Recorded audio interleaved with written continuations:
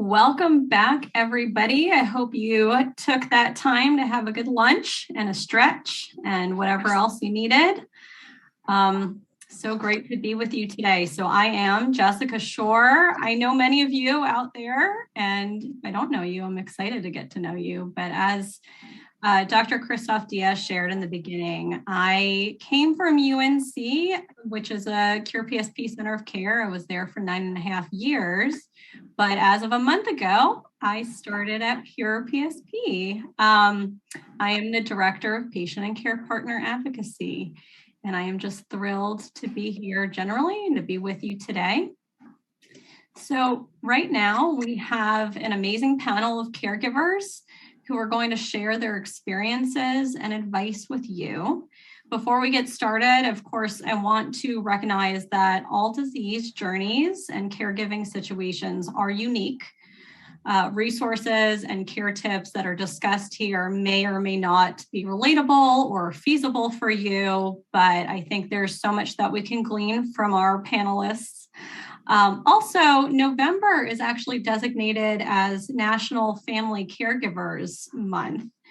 And I just want to take that moment to acknowledge and honor the incredible time and energy, skills and strengths it takes to care for and support people living with PSP, CBD, MSA, and related diagnoses.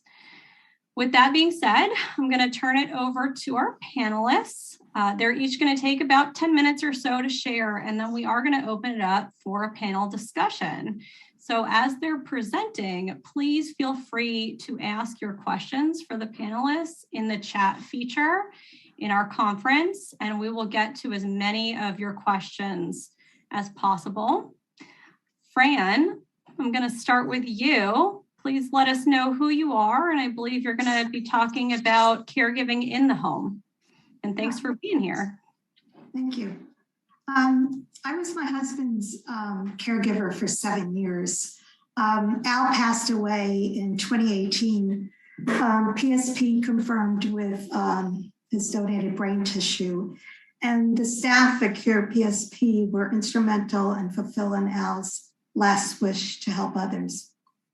We were introduced to the CurePSP organization by a second neurologist that we consulted in Mount Sinai. The physician had more information on PSP, had seen PSP patients, and encouraged Al in continuing his therapy and exercise routine that he had already started. This recommendation really set the tone for Al to stay mobile through his journey. He really worked hard. He knew there was no cure at the time and wanted the best quality possible. This helped me as a caregiver to take care of him and not injure him and less injury to myself because he kept strong. And early on, we attended a family conference in Boston as a family. And it was there that the reality really set in of the difficult journey ahead of us and the severity of the disease. Al took back information that we were given for professionals on the website, and he communicated this information to his physical therapists and speech therapists at the time. And we were fortunate they took an interest and utilized the website as well, and also checked with their own organizations regarding progressive supranuclear palsy. And they stayed with us through the whole journey. We had the same therapists. I began my new role as Val's advocate and caregiver. I joined an online support group for caregivers led by Janet Edmondson, and she became a mentor to me. And in the beginning, I just listened to other caregivers who were farther ahead in their journey. I learned early on knowledge is power for caregivers. So I read all PSP books that I learned of from other caregivers. And it helped me become less fearful because in the beginning, I was very fearful that I would not be able to give him the best care that he deserved, and instilled some confidence. At night when I was asleep, I read information on PSP and caregiving and on the PSP website. I also use Smart Patient Forum to learn from other caregivers and also to share my own information when I felt I needed to. Caring in the home for Al, safety was the #1 priority. We moved to a lower level, no stairs, minimal furniture, with no pointed corners or area rugs. An open concept room, which included a small kitchen, living area. My son installed grab bars where needed. In the bedroom, we had a bed rail with a floor mat for falls and no night table. Multiple cotton bedding sets with protective mattress covers. Al had a sensory issue, and his sheets and comforters had to be tightly tucked in at all corners, else he would have restless legs during the night and it would keep us up. During one episode after discharge, the visiting nurse referred an occupational therapist to our home to do an evaluation. It was covered by Medicare, and we had the comfort that he was in a safe environment. Some of the equipment that we use, and I'm only going to talk about some of the ones that I thought had a major impact, made our life a lot easier, was the use-up walker. Especially in the beginning, it really gave Al independence when he could use the walker on his own. It was weighted and it was great in the beginning. As the disease progressed, I began using a gait belt to assist him while he was using the walker or to transfer him. A heavy-duty wooden chair really helped when he did have falls. Early on, Al took a fall prevention class, and I think it stayed with him because I felt like he knew how to fall without really injuring himself. So it helped, this chair helped him get up. He knew how to get up. He also had strength in his shoulders and core to be able to do it. But I assisted him also. A comfortable recline and lift chair for Al to rest. Fatigue really set in the mid-afternoon for him. We did all our activities in the morning or early afternoon. So he needed the chair to recline back and also to stretch. So he, part of his routine was to use stretching bands. And we learned early on that stretching was great for a person with PSP or movement disorders. An exercise ball that we tossed, helped him stretch. When the grandkids were over, he'd sit in his chair and just throw the ball around with them. Meals were at a table with no distraction. We learned that early on. The TV was off. Sometimes it would have soft music in the background. It just lessened the choking episodes. And Al had reflux for years, so we were used to the coughing. But even when family, as the disease progressed, when family was over, he would eat his meals, alone or with me there, coaching him with no distractions. He was able to feed himself for the first 5 years. He loved his meals, so it was his time. And his speech therapist guided him with helpful hints. And one time even had me bring in a routine lunch. And she gave him hints and also myself, so I'd be able to coach him. We transitioned to a soft modified diet when it was time, and then a puree diet in his last year. We used mostly table lighting to not impact on his eyes. He had, light sensitivity, so no overhead lights. If he was out of the home, even on our second floor, because it was much brighter, he would wear sunglasses. When he was in the hospital, he wore his sunglasses. We had a transfer wheelchair with large back wheels.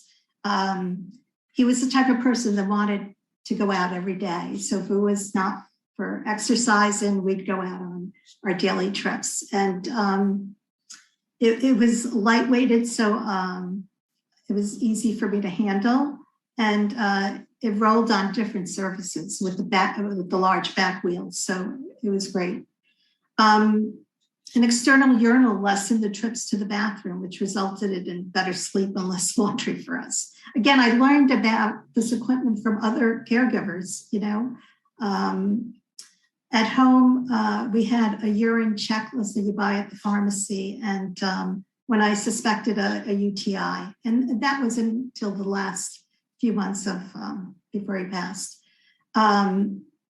And empty, specimen cups, so I wouldn't have to drag them to the urologist's office. I could just drop off for testing. A stair lift to go up to our second floor. A camera, which I could use. And I worked a few years while he was ill, and I was able to watch him from my office. Other family members, our children had access to it. When I went on a cross-country trip to visit my daughter, it was comforting that I could see him because he was not verbal at that point. A fall detection alert system that worked in and out of the home. In the beginning, when he was independent and went to his classes on his own, he would get dropped off. It would, if he had a fall, it would alert us. A caregiver bell that Al could push, when I was in another room. A communication board. I think I downloaded a template from the internet somewhere for other caregivers if I was not there, with pictures that he could point to. Al was able to write, so we had a whiteboard that traveled with us when he had difficulty writing. He would use the thumbs up and thumbs down, 1 or 2, but he was able to write up to the end, maybe a couple words or 1 word. He'd get his message across, whatever he wanted to say. A binder with all the pertinent information that I updated as needed. And that was used to educate, we had AIDS the last 2 months. Other family members, also he was in respite for a week, when he was at that facility, the rehab facility. It was also intended to use, just in case I was not available, it had all the pertinent information that anybody would need. You can find resources at the CurePSP website. For example, there's a grab and go document that has a great template to complete for some of this information. When he was at other facilities, and it was only a few times, I insisted that they have a low bed. So at night, I had the comfort that he wouldn't injure himself, try to get out of bed. And a recliner, again, to extend his legs. I hope this helps. And I encourage you to network with other PSP caregivers and to utilize all the information on the CurePSP website. I know it was very beneficial for me. Fran, thank you so much. I mean, that was an amazing array of very tangible tips, and the amount of adaptations that you made in your home to keep him as safe as possible, at home as long as possible, and as engaged as possible. I mean, throughout all of it is just very impressive. So thank you so much. Thank you. Al, turn it to you. And I think that you're going to be talking about caregiving out of the home, but I'd also love if you could introduce yourself for folks. Okay. Thanks, Jessica. Yeah, I'm Al Nixon. I'm a peer supporter for CurePSP and also co-facilitate the Connecticut CurePSP support group. My wife, Eileen, and I were married for 52 years, and I was her caregiver. She had PSP, and as Fran just mentioned, it was confirmed by a brain autopsy, and she died at home from aspiration pneumonia. and we have 4 married daughters. Now, in being away from home, there are a number of challenges that face you as a caregiver, and I've broken them into 4 categories. The first would be suggestions I'll give you that apply to all travel. And then there are 3 specific areas: short trips close to home, like going to the grocery store, etc., medically related trips, and then extended travel, maybe for a week or 2. So here are some general travel suggestions that help me out a lot. The first one is you have to be patient. Eileen and I used to joke, we never knew when something was going to happen, and when it did, it would take us 2 to 3 times longer to get it done than we thought. So you have to plan for this extra time whenever you're planning on being away from home. Keep your loved one involved and let them make decisions on the things they always did and still can do, such as when we went to the grocery store, Eileen always selected the food that we were going to be buying. She picked the restaurants we'd go to, where we take walks, etc. Now, with regard to clothing and getting dressed to go out, we bought elastic waist pants and slacks for her. Very easy to get on and off. You're not fumbling with zippers and buttons and that sort of thing. And as PSP progressed, Eileen's arms and shoulders began to stiffen. And it became very difficult to put her coats on when we were going out. So I wound up buying several coats that were 2 or 3 sizes oversized, and that made the task an awful lot easier. Now, in our car, I always carried an extra set of clothing for her: pants, underwear, Depends, socks, and a small gym bag. Because as PSP progressed, Eileen had difficulty voiding, but when she had to go, it came on very quickly, and often we couldn't get to the bathroom on time, and she'd have an accident. So having a clean change of clothes for her was invaluable. Always have a gait belt handy, and as PSP progresses, or even MSA or CBD, you should always have your loved one wear it when you're walking with them. Be very careful going up steps.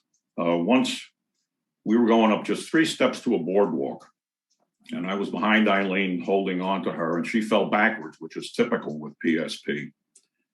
Well, the steps had no handrail, and we landed her on top of me on the ground. Fortunately, it was in a sandy surface, or it would have been a disaster for both of us.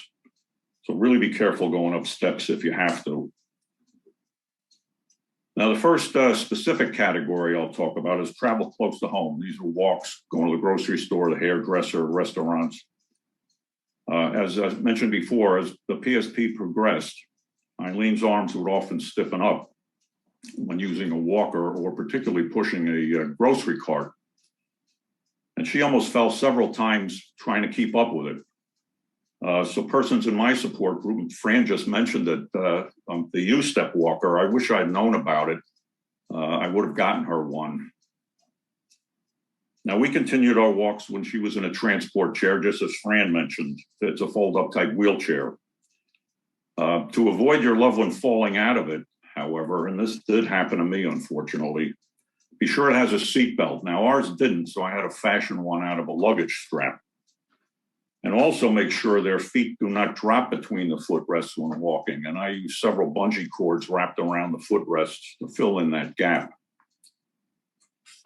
Now, when caring for someone of the opposite sex, try to find a restaurant or a museum that has single toilets. And when your loved one goes in to use the toilet, do not let them lock the door in case you have to go in and in case they have a fall. And in a restaurant, be sure to order soft foods, fish, mashed potatoes, pasta, and always test hot foods and hot liquids before you give them to your loved one so they don't burn their mouth. Now, another category is travel to doctor's appointments, the emergency room, urgent care clinics. Whenever possible, try to have a family member join you. One of our daughters always did, and she provided a second set of eyes and ears for me, which I really would have been lost without that. Plus, Eileen was thrilled, and her spirits really boosted that at least 1 or 2 of her daughters always joined us on those medical visits. and it showed how much they loved and cared for their mother. It really meant a lot to her. Now, Fran mentioned the binder, which and the grab and go that CurePSP has with all the medical documentation. I recommend you copy the grab and go, download it, copy it, and fill it out, because it lists, has a place you can list the meds, the dosages, when they've started and stopped, what the current symptoms are, who the doctors are, and so forth. And to this, add their legal documents, such as the DNR or MOLST or POLST, medical power of attorney, a Medicare card, that sort of thing, and have it handy. So if there is an emergency, you can grab and go with it, and you don't have to fumble around trying to find it. Now, as a side issue with that, my wife did eventually lose her voice. And prior to that, it got very soft and it was hard to understand her. And it occurred to me, well, what if something happened to me and I had an emergency? She could not tell the EMTs that same information that was in that binder that Fran mentioned. So do that for yourself too. Put it in an envelope and tape it to your refrigerator where the EMTs can find it. Hopefully you'll never use it, but better to be prepared. Eileen was a nurse, and once she was diagnosed, she began to keep a chronological timeline of all the major occurrences. When she had an X-ray, when she had an MRI, when she fell, what her medications were, when she started and stopped them. And this was really helpful when answering a doctor's questions, because they always want to know when's the last time you had an X-ray and that sort of thing. Now, last and probably most important, you have to be your loved one's advocate, because PSP, MSA, and CBD are still unfamiliar to so many doctors and therapists. You often have to educate them about the disease. And CurePSP has a lot of good information in that regard. So you can copy it off the website and bring it with you on your doctor's visits. Also, you know your loved one better than anyone else. So question a medical treatment that you don't feel is correct. I'll give you an example. One weekend, I had to run Eileen to the emergency room because she was shaking and had the chills. Well, the ER did all the typical tests, blood work, urine analysis, and X-ray and all. But once they heard Eileen had a neurological disease, they said, whoops, there's nothing we can do. You have to make an appointment with your neurologist. Well, neurological tremors and shaking don't come on that fast. And fortunately, one of my daughters who was with us remembered her mom often had these symptoms with a urinary tract infection. So we called her primary care physician, and a dose of Bactrim cured her immediately. So we were very fortunate on that. And the last category I'll say is extended travel, such as airplanes and hotels.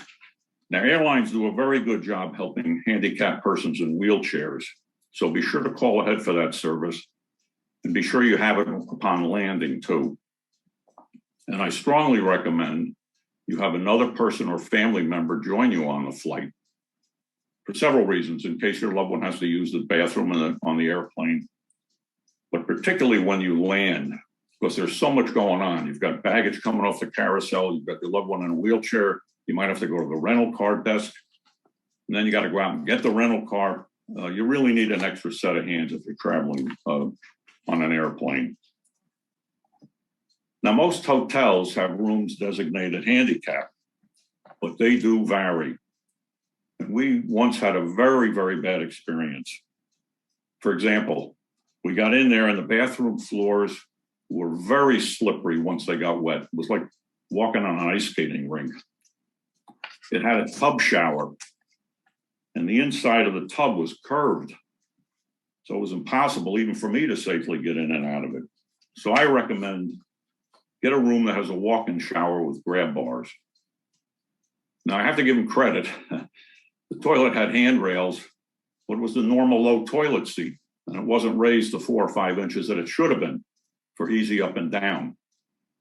So be sure to call ahead and ask the hotel about the specifics of their handicap rooms before you make a reservation, because you want to make sure you have a good one.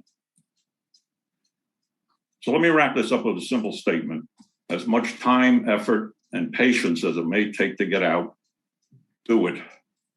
Getting out will work wonders for you and your loved one's physical and emotional well-being. Thank you. Al, thank you so much. I mean, just like Fran, just very tangible, very practical tips. And I love how you organized it for us in the 4 categories. Thank you. That was great. Phil, pass it to you. Many of y'all out there know that as an organization, we're really here to serve PSP, CBD, and MSA and related brain diseases. And we have Phil today, who is representing MSA for us, although I think a lot of what he and everybody is sharing is relatable for all of the diagnoses. But Phil, tell us who you are. And I think that you're going to be talking about caregiving support and communication through that journey. Right. And what I heard from Fran and Alan sounds so very familiar. So there's a lot of connection between your experience and what Suzanne and I are experiencing with MSA. I'm Phil Gerger, and I'm in Chapel Hill, North Carolina. And Suzanne and I have been married for 43 years. We have 2 sons, 2 wonderful daughters-in-law, and 4 incredible, beautiful grandchildren. So we're very happy and grateful for that.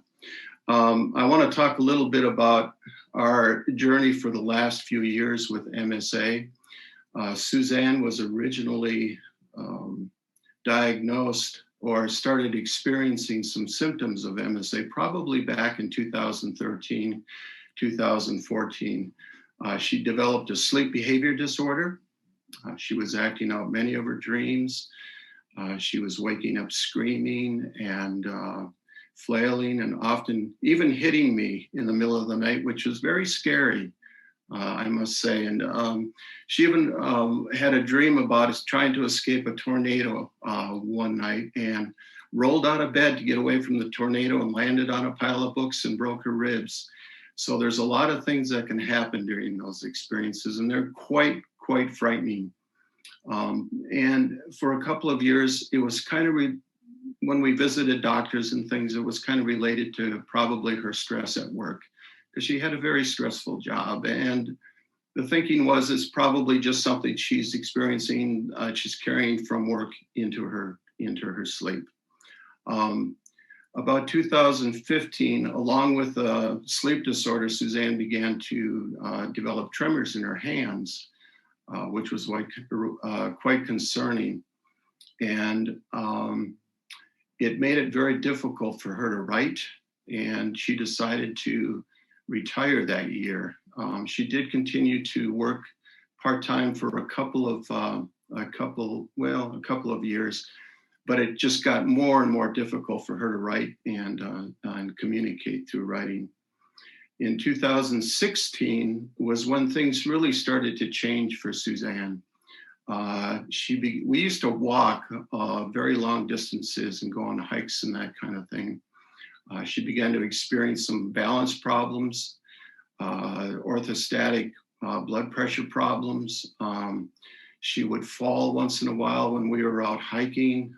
In fact, we were on the Appalachian Trail, but she fell and broke a wrist in the summer of 2016. And things seemed to continue to progress. And by the end of 2016, she developed a significant depression. And we noticed that her movement was really slow. We were getting ready to go on a trip to the mountains. And I was watching her dress and getting ready to pack and those kind of things. And it was like she was moving like a sloth. It was just incredibly slow movement. Fortunately, we got hooked up with somebody the following weekend. It was a Saturday, and a nurse practitioner had some time to visit with us, and she got us connected with a movement neurologist, and she was diagnosed with Parkinson's initially in 2017. But medications didn't seem to work, and as effectively as we hoped they would have worked. And we started to discuss the possibility of Parkinson's plus, and then she was diagnosed with MSA, multiple system atrophy, in 2017 or 2018. I'm sorry. And certainly, as far as communication, along with all the other symptoms she was experiencing, her communication skills and speech skills have declined quite a bit. And I think I attribute those, and we attribute those, to two primary reasons, or four primary reasons. I'm sorry. She has some mild atrophy of her vocal cords. She has a lot of atrophy or weakness in her oral muscles and her tongue, which makes articulation very difficult. She drools a lot. She has a lot of drooling, so she's constantly got Kleenex and stuff in front of her mouth, and it's really difficult for her to speak because, you know, she's just always trying to deal with that. And then the other really significant thing for Suzanne that we found out this summer is that she has significant weakness around her diaphragm and respiratory muscles.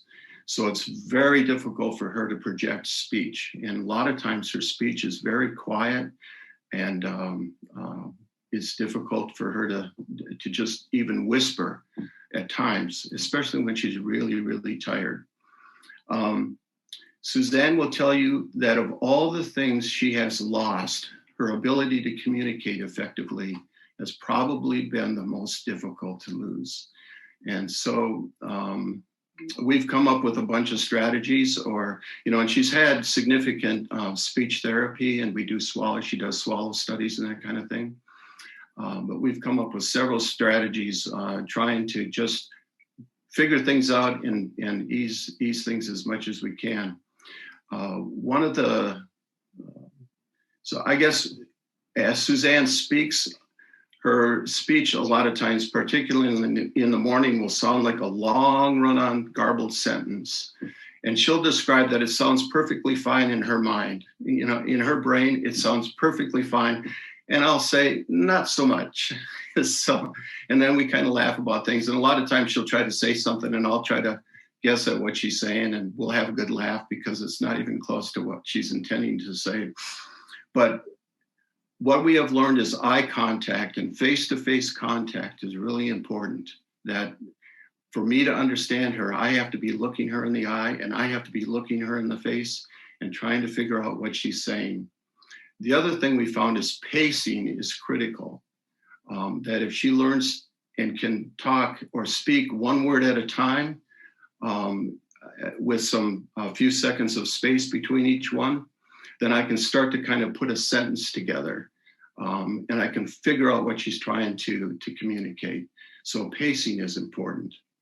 Repeating, I always repeat what Suzanne says. So she may say something and I'll say something silly like, you want motor oil on your pancakes, and it will laugh about that, and we'll start over and try to figure out what the first part of that was.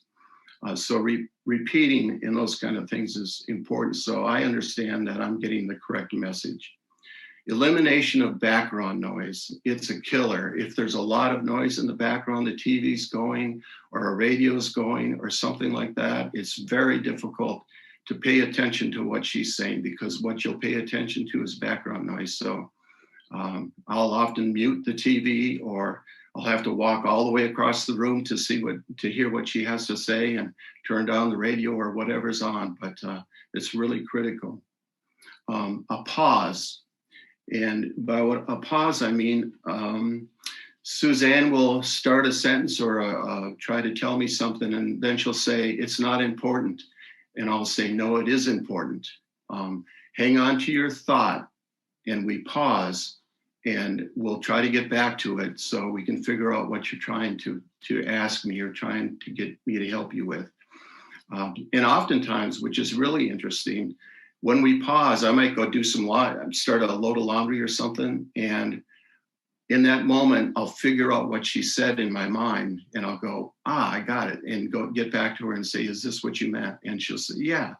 So because we've known each other for so many years, I think it we kind of interpret what each other's trying to figure out. So just pausing and maybe taking a break sometimes is a good strategy, just to gather yourself, and maybe you'll figure it out that way.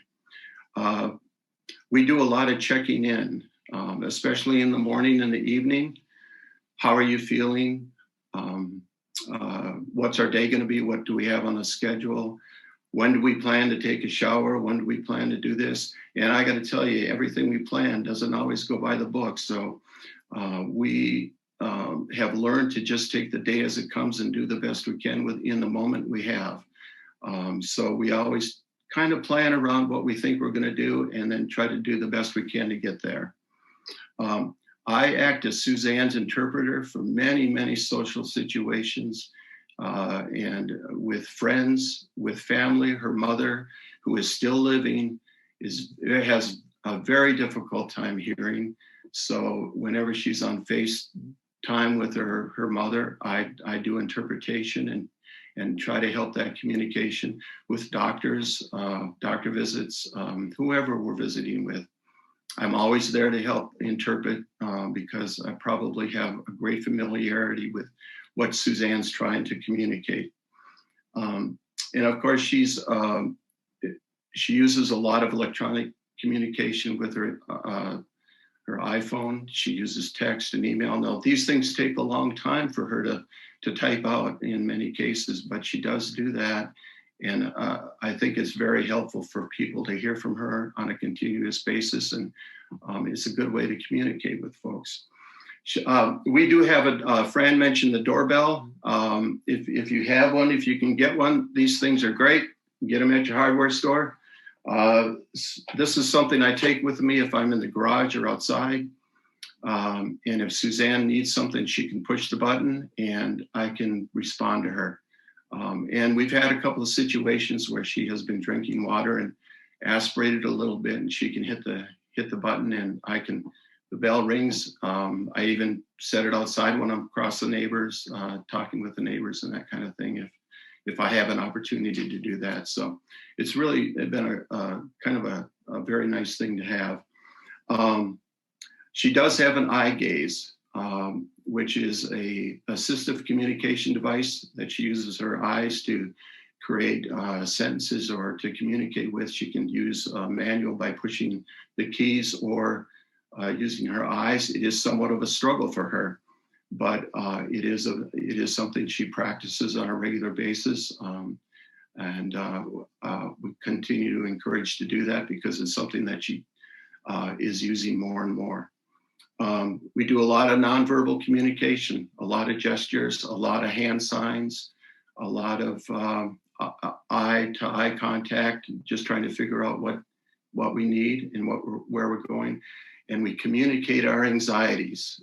I've got to tell you, that's one thing that when I look back on things, talking about our anxieties and our fears has led us on a path of what to do. So in other words, if we're concerned about something and it's creating fear for us, then that's a cue to us that we need to find a path on how to deal with that in the future, or talk with somebody that would have an idea about how to proceed. And I probably have a lot more to talk about, but I don't want to take up too much more time. And I agree with having a manual to leave. If I'm not able to communicate with people, they know exactly what to get or where to go. If regarding medications, regarding the use of a CPAP, regarding whatever Suzanne would need, it's all written down, and this is what you need to do.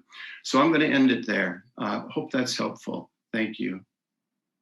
Well, Phil, thank you so much. Just having known you and Suzanne over the years, just something I've always admired is this beautiful ability to maintain a connection with each other. And that came through in what you're sharing about recognizing the challenges of communication, but really dedicating patience and time and new ways of communicating so that you can continue that connection and allow her to still have a voice in your house, in your relationship, even though her voice is challenged. So thank you for sharing that journey. So I'm going to sort of open this up for more of a discussion with everyone now. And this is not a question that we got necessarily, but something that Al directly touched on, but then each of you kind of indirectly touched on that I'd love to hear more about. Al, you talked about the importance of being an advocate for your loved one with PSP, CBD, or MSA. And just from your story, Al, about, you know that she had these symptoms that came up and people were saying, oh, she has a neurological diagnosis, it must be that. And you were like, this is not normal, because you know them better than anyone and they know themselves better than anyone. I'd love for all of you to share a little bit more about your experiences and advice around advocacy. So advocating on behalf of them, advocating for yourselves through this journey, and also how to empower them to be their own advocates through it too. And maybe Al, I'll start with you, just because you had, directly named advocacy as a tool. Yeah, sure. It falls on the caregiver primarily because they do start to lose their ability to talk. And then, of course, you do have problems, as I mentioned, with medicines and that sort of thing. We had another one where two medicines interacted, and the doctor the urologist who prescribed it should have known it. And we didn't bother calling them. We just stopped the medication and changed urologists. It was as simple as that. But I found the same thing in restaurants. When you order food, my wife would struggle to say what she wanted, but I advocate for her and let the waiters know what she wanted. The other thing, and this was particularly with friends, I don't know if anybody else ran into this, but Eileen didn't lose any cognition, maybe 5%, but her responses were a little bit delayed. And I found that I had to interject whenever she'd be talking with some friends. I'd have to tell them, hey, slow down, because by the time Eileen would get ready to answer the question, her friends would already be talking about something else. So that will be another form of advocating for her. I'll pass it on to either Fran or Phil. But those are a couple of things that I ran into. And it's regular, it's every day. You've got to advocate for your loved one. Yeah. We had a similar situation in the emergency room where Suzanne had a UTI, and her blood pressure was very, very low, and it's a UTI and a low blood pressure apparently is a sign of sepsis. And we went to an urgent care, and they sent us to the emergency room, and the emergency room was going to admit her. And by the time we got to the emergency room, I think her blood pressure went from 60/40 to 170/100. And so it had fluctuated quite a bit. And I was trying to tell the emergency room doctor she has MSA. And they proceeded to try to admit her. But finally, a doctor came down who must have been familiar with what was going on. And I explained to him that Suzanne had MSA, and he kind of nodded his head, and he said her blood pressure went from 60/40 to 170/100 in the time you went from urgent care to here. And I said, yes. And he said, you can go home. So it was quite amazing, but we were very fortunate that he stepped in, very fortunate. So it was good. Yeah, I would just add also, and Al touched on it too, in social situations, people just assumed that just because he had, a slowness in responding. So I would be his advocate, and bring him in the conversation, just, to let them know he knew what we were talking about. So that's all I had to say. Thank you. So a question that we did get in the chat that I think is a really good one. All of you seem so patient and so loving. which you are. But how do you deal with your frustration or your sad feelings? And I think there can be space for both. And sometimes we don't always talk about those hard feelings that caregivers might experience. So I'd love for you to speak to that. Phil, you want to go first? Sure. I think caregiving is the most challenging thing I've ever done. It is. It can be exhausting. It can be frustrating. Suzanne and I have been in situations where we thought we would never be in, regarding toileting and incontinence and all kinds of things you deal with. And they are terribly, terribly frightening. The very first time things happen it's very frightening. And you don't know what to do because you've never experienced it before. But I can say this, we have adapted. And so those situations, as we have adapted, aren't any that big a deal anymore. We laugh about them, as a matter of fact. When Suzanne has a toileting accident, it's not a big deal. It's just a mess. That's all it is. And we kind of look at it as a mess. And so that's how we cope with it. And my approach to this has been with love, devotion, and a whole lot of laughter. So we make fun of everything. And Suzanne has bulbar disorder, and she gets laughing and she can't stop. And sometimes I get really concerned about it because we're laughing so hard. But that's how we cope with a lot of what's going on. So. I agree with you, Phil. And it took me a while, but I when you get frustrated, I realized that I should get mad at the disease, not at Eileen. Yes. And the other thing, and in a way, I'm glad I was asked to speak about getting out. That really helped the both of us. And in the last year, I had to get some home health care aides. I started at night because Eileen was up 6-7 times at night, and I was getting burned out. I didn't realize it. That's the other thing about caregiving. Fortunately, my daughter said, "Hey, Dad, you've got to get some help because you're getting burned out." But they were wonderful, and it did allow me to get out and go for a walk on my own or go to the grocery store on my own. And I just, that half an hour break every other day or whatever really helped me.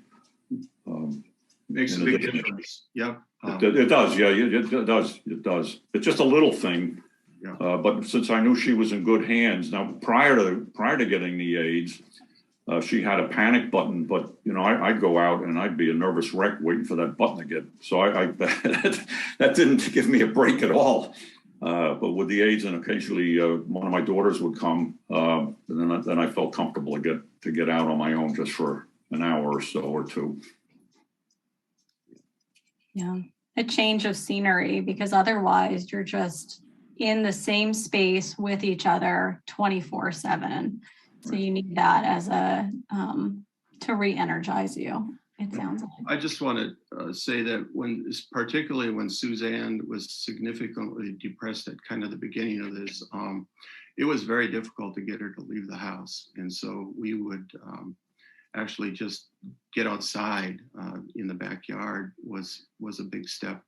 And then we decided that we would go to the grocery store, and we will move in that direction. But Suzanne held the ripcord so that in any instance, if she decided she could not handle the situation, she could say, "I'm done," and pull the ripcord. And we used to say, if we go to the grocery store and there's a grocery cart full of groceries and you decide you need to leave, we will leave, and we will leave the grocery cart there. It's not that big a deal. So we always move in that direction, but she has the say in whether or not we continue to go or not. So. Which is in itself, to go back to the first question, a really good example of empowering them to advocate for themselves and recognizing their own needs and their boundaries within this. Fran, do you have any thoughts on balancing between being patient and loving, but also recognizing the hard feelings that can come up? Yeah, just what was said, a lot of humor. We laughed a lot. Getting out. Al one time we actually did an interview with, did a story about PSP with Popular Mechanics. And Al had been sick that past week, so he wasn't out. And the reporter had come and met him and all that. And on his whiteboard, he wrote bored because it was a beautiful sunny day and he just wanted to get out. So it was the day to see the peacefulness in his face. And that's where we, we went to, was our go-to. Just a lot of humor, I think, got us through. I put up, I did breathing exercises with him. I put him through a lot, but he loved it, just to get him engaged. And he was calmer, music played a role, singing in the car, so he could practice his vocal cords. He did a lot of singing where he never would have done that prior to PSP. So, we had a lot of good times. Yep.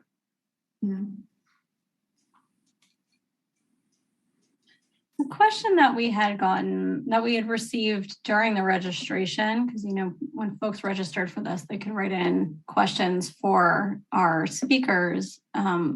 And you all are kind of touching on this in a few different ways, or I think, Phil, you were touching on this before, but someone had written saying, this disease seems to be different for everyone. And by this disease, I mean, that's within PSP, CBD, and MSA. Those, each person with that diagnosis is very unique in their symptoms and their journey and their progression, all of it. So when I say this disease, take it at whichever one. This disease seems to be different for everyone in terms of when and how symptoms arise and progress from mild to worse.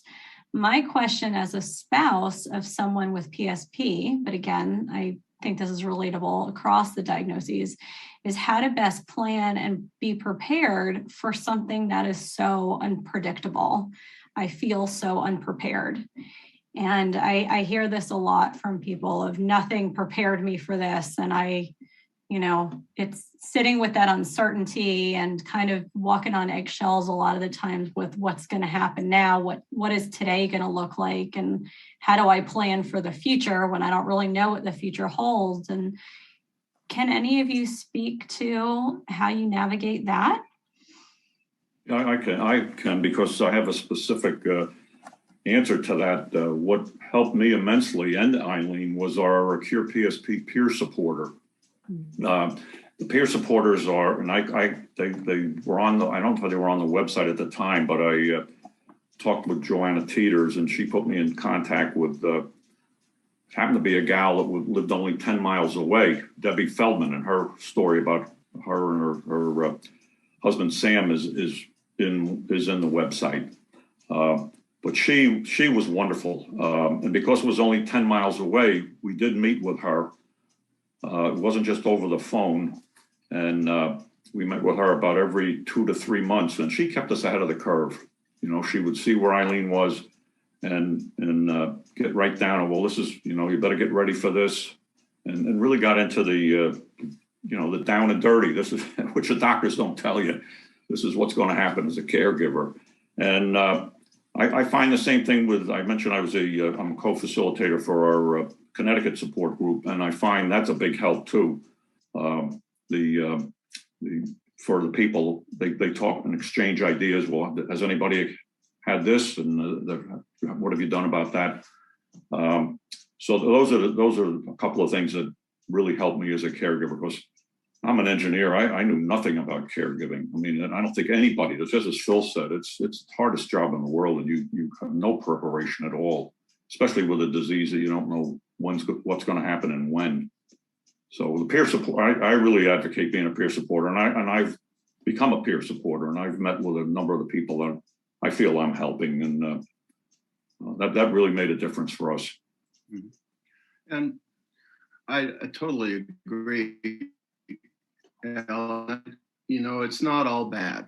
And I got to say that it's just not all bad. And we still have a whole lot of fun, and we still laugh a lot. And I kind of lost my train of thought there for a second, so I'll probably stop there. But anyway, it's challenging. And honestly, I take a lot of pride in my ability to do this. And I know not everybody can, but I really am quite proud of the fact that I'm taking good care of Suzanne. And early on in this, we decided that one of us probably isn't going to survive MSA. And I kind of thought about that, and I thought, well, what kind of memories do we want to build? And if I don't survive you, then I want you to know that I took good care of you. If you don't survive me, I want to know that I took good care of you. So that's kind of how we look at it. So. Yeah, I always looked at it, point of view, it was my last gift to my husband, you know, and for newly diagnosed, CurePSP has that 101 course. It didn't have it back in the day, but it's a great class for the newly diagnosed patients. Also speaking to, you know, getting your loved one's wishes known early in the process made a big difference.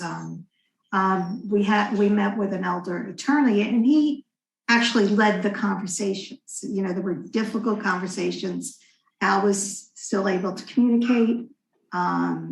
He didn't want any interventions early on. He made that known. And just the type of life, you know, with him, it was just having the best quality of life possible. And there was, we led, you know, it was a time that I'll always treasure. We wouldn't have had that time without PSP, I think. Just look at the point that it's also an opportunity to grow as an individual. I remember having a conversation with a colleague that was an EMT worker, and I said, I am so fearful. I'm not going to be able to do this, you know? And he said, you will. When the time comes, you will. And he was right. You just transition from situation to situation. And things are out of your control, you know, so you just have to go with it. The other thing I want to say is that probably 2 years prior to his passing, I went to a therapist. You know, I knew I needed to speak to a professional. And it was, what's so strange is that the professionals I spoke to, they were not familiar with an illness like PSP. But it was just talking to somebody, and that one time a week, you know, and now that you could do this online, you don't have to go in person, but seek professional care. I would really recommend. That's all I have to say. And Phil, I feel like you were going to share something as well. Yeah, I just wanted to say that before Suzanne had MSA or Parkinson's or any of those diagnoses, I thought I loved her.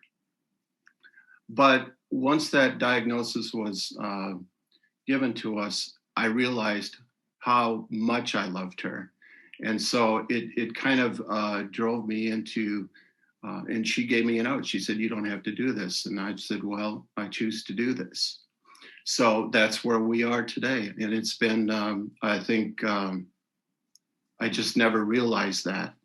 You think you love somebody, and then you find out just how much you love somebody. So I'll second that. Our marriage became so much stronger those last 5 years. Really did.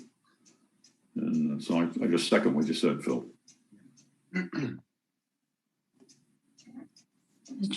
It's just such beautiful, powerful sentiments to hear you all share. I have been told that we can go to 2:35, and I want to take advantage of that because you have so much more that you can share with our folks. But I also know all these questions are so, you know, loaded, and I don't want anyone to feel rushed in it. I guess I'll end with just a general question to you all. You've shared so many insights and tips today. If you, like, let's say you had someone in front of you who was newly diagnosed with PSP, CBD, or MSA, and or their family care partner, is there sort of one main takeaway that you'd want to share with them? You know, one main thing to impart. If people leave here today and just take one thing with them, what's your main piece of advice, do you think? Well, I think it's been said a number of times, you have to enjoy the time you have left together. You know, we continue to get out and we continue to laugh and do things. So you just have to continue to live life despite the deck of cards that you're dealt.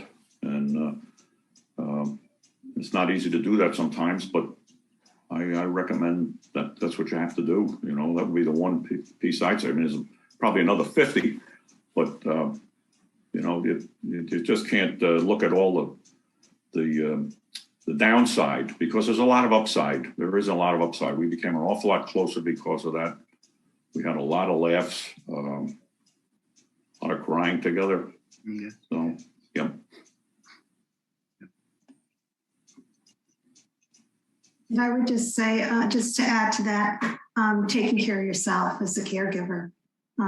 Take that time out, even for a walk. If you can get out, take a walk. Affirmations helped me. You know, I had my intentions in the morning and in the evening before I went to bed. Just really take care of yourself, because it's easy to get burnt out. It really is. And I guess I would say it is scary initially, but you adapt, and to some extent let your fears and your anxieties acknowledge them, and they can guide you sometimes into taking the action that you need to take. So, you know, that's what we have found. We've done some things just because we were anxious about them, and this is what we need to do about that. So listen to your hearts and be strong. I don't think we can end on more beautiful words, Phil, but I mean, something that I definitely am hearing from all three of you as you share is just about how it was a learning experience for you, and that's okay. You know, there are things that all of you took away or are taking away from it that you're growing with and adapting to, and recognizing your own strengths and skills through that, and new ways to communicate and connect. And that's just, it's so beautiful. All three of you, thank you so much for sharing your stories with us and your insights. It was just really powerful. So thank you.